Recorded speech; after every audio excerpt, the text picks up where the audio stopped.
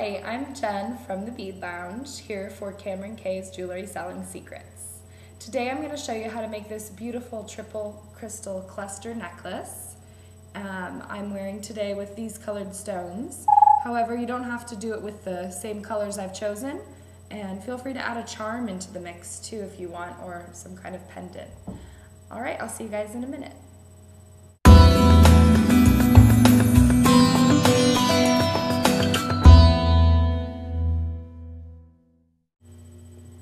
The materials we're going to use today are, I have an 18-inch piece of chain cut here. This is a gold fill cable chain. However, feel free to use silver if you want as well.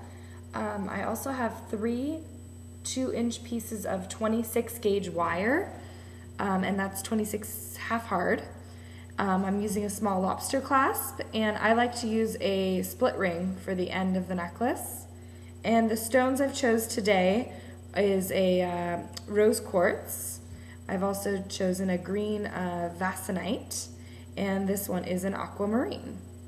And my tools I'm going to be using are my needle nose plier, my wire cutter, and my flathead plier. Okay, we're going to start by taking one of our 2-inch pieces of wire and one of our stones, and go ahead and slide the stone onto the wire, just like that. And we want the stone to be about 1/3 of the way down on the wire, not quite halfway. And then what I'll do is I'll take the 2 pieces of wire and I will bring them upwards, like that, so they're pointing towards the sky.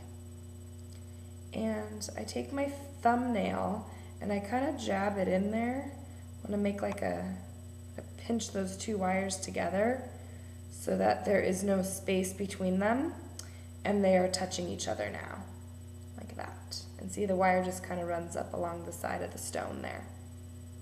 Okay.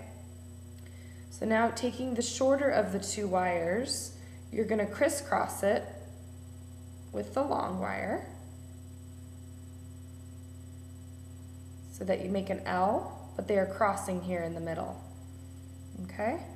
And then I'm going to guide the wires with my hand, and I'm going to turn the stone with my other hand. So what is happening here is the small wire is wrapping around the big wire, okay? And I'm going to do this 2 full times around. The big wire is not going anywhere, it's just staying put, and you have the little wire making 2 full wraps around the big wire, okay? Then I'm going to go ahead and I'm going to cut the small wire, the one that we used to wrap. I'm going to cut it off. You want to get in close with your wire cutters, but careful not to cut anything else. And now that I've cut it, there's a small sharp edge there. So what I want to do with the flat tool is pat that down. And I'm going to pat it down in the direction the wrap is going.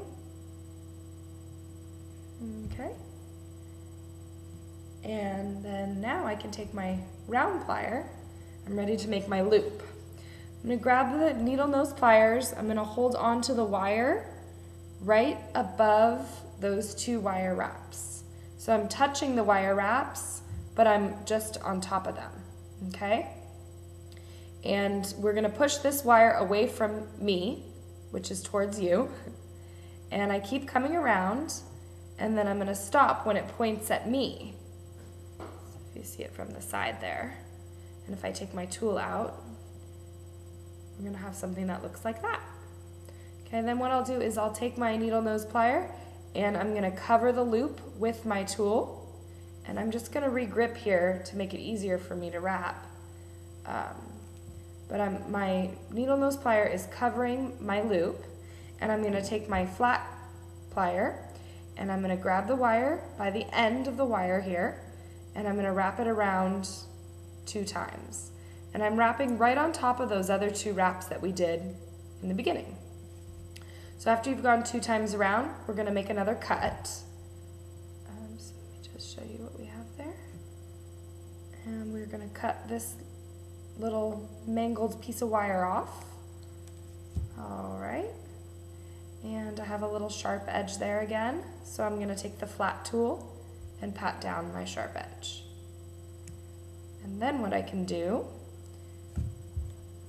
once we've gotten our wrap completed, I can slide it onto the chain.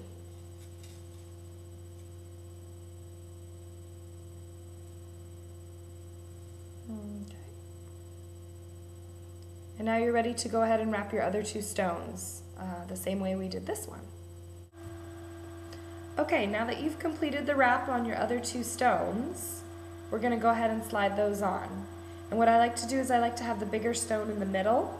So I'm going to slide one of the stones on one way. And I'm going to slide the other stone on the other side. So now I have a little cluster of the 3 stones. And we can go ahead and attach our clasp on, which I do with my flat tool, and it's working with a jump ring here. So you're just going to find the opening on the jump ring, if there is one. Yes, there is. There's a little opening on the jump ring, and I'm just going to pry it open. I use my fingernails, but some people like to use 2 pairs of tools. And I'm just going to slide the jump ring into the chain, and I'm going to pry it shut again. And the split ring that I like to use for the other side of the clasp is just like a key ring. It's doubled around, so you just kind of stick your fingernail in there, find the opening, and just like you would attach a key to your keychain, you're going to slide the chain into the split ring. And the reason why I like to use these is because there's a less chance of them opening up. So anytime I can use them, I will. All right, and our necklace is ready to be worn.